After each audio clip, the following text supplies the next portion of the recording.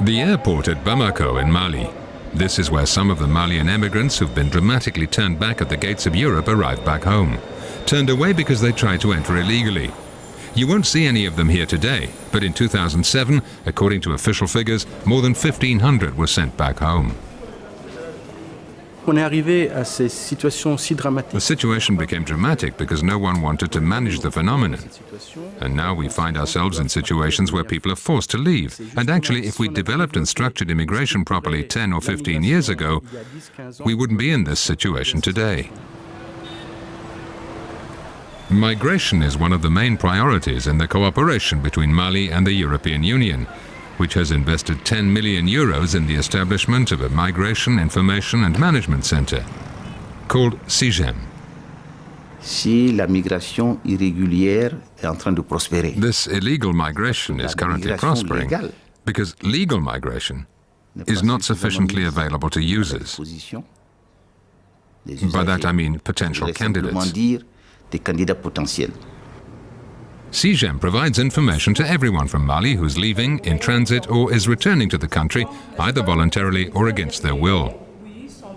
As soon as the center opens on October 6th, the people you see here will be welcoming, orienting, and providing support to migrants. We're going to centralize all the information, which is somewhat scattered for the moment, and try to give them pertinent information, so they'll quickly be able to find solutions. A second plank of migration management. The center will help the government to define and implement Mali's migration policy, one that's adapted to international, regional, and above all national dynamics.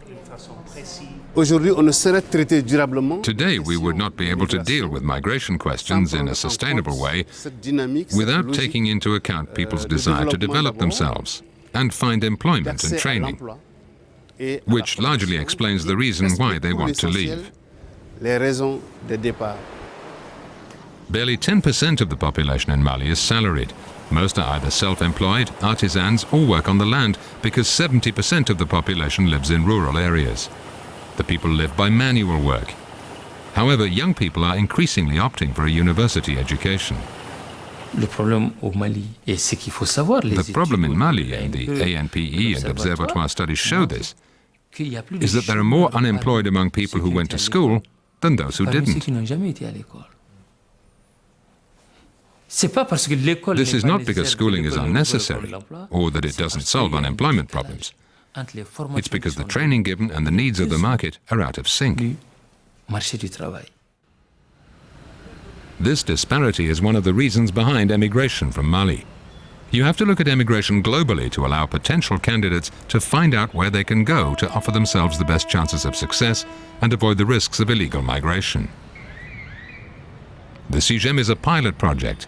After evaluation, it could be replicated in other countries in the sub-region and indeed elsewhere in Africa.